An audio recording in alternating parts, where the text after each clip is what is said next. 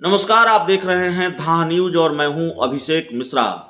बिहार में गोपालगंज और मोकामा के बाद कुढ़नी विधानसभा सीट पर चुनाव होने हैं और कुढ़नी को लेकर एक बड़ी खबर कल ही आ चुकी है, वो हम आपको बता देते हैं। आरजेडी ने अपनी सिटिंग सीट जेडीयू को दे दी है। कल जब महागठबंधन की साझा प्रेस कॉन्फ्रेंस में सीटों का ऐलान हुआ तो यह साफ हो गया कि आरजेडी ने यह सीट जेडीयू को दे दी है, अपनी सिटिंग सीट जेडीयू को सौंप दी है और वहां से मनोज कुशवाहा जेडीयू के उम्मीदवार के तौर पर चुनाव लड़ेंगे।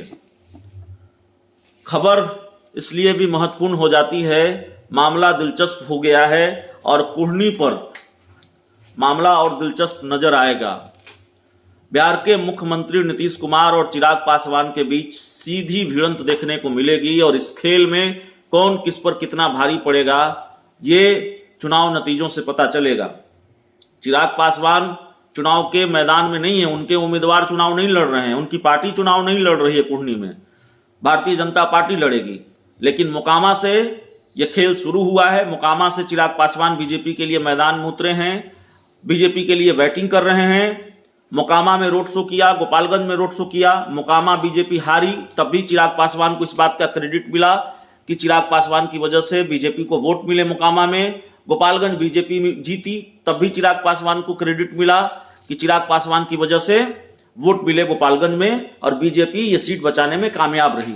और सिर्फ बीजेपी के नेताओं ने नहीं बल्कि महागठबंधन के नेताओं ने भी इसका क्रेडिट चिराग पासवान को दिया। तो जाहिर है चिराग पासवान गदगद हैं, हौसले से लबरेज हैं, उत्साह से लबरेज हैं, उनकी पार्टी के लोग भी। और दूसरी तरफ नीतीश कुमार की पार्टी जेडीयू के खाते में कुढ़नी सीट गई है और नीतीश कुमार खुद भी बहुत मिशन में जुटे हुए हैं। मिशन 2024 में विपक्षी दलों को गोलबंद कर रहे हैं, लामबंद कर रहे हैं और इस वक्त महागठबंधन में वो जो चाह रहे हैं वो हो रहा है। उनकी हर शर्त स्वीकार है तेजस्वी यादव को, आरजेडी को, लालू यादव को। तभी आरजेडी ने अपनी सिटिंग सीट दे दी है। सीट तो मिल गई है, लेकिन सवाल यह है कि क्या ये सीट नीतीश कुमार अपने खाते में कर पाएंगे। और सवाल चिराग पासवान को भी लेकर है कि क्या नीतीश कुमार जब 7 दलों के महागठबंधन के साथ हैं तो क्या बीजेपी के साथ मिलकर चिराग पासवान नीतीश कुमार को इस खेल में मात दे पाएंगे, कुढ़नी में मात दे पाएंगे। ये बड़ा महत्वपूर्ण सवाल है और इस सवाल का जवाब तभी मिलेगा जब कुढ़नी का उपचुनाव संपन्न हो जाएगा, उसके नतीजे सामने आ जाएंगे।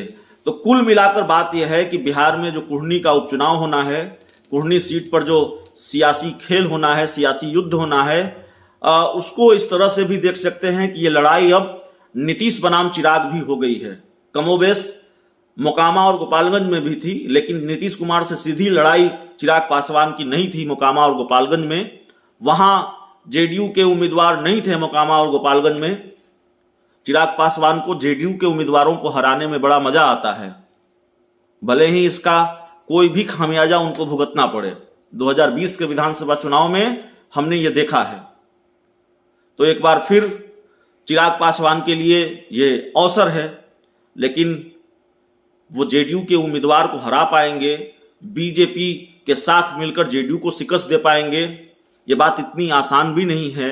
मनोज कुशवाहा एक कद्दावर शख्सियत है, उनका अपना प्रभाव है।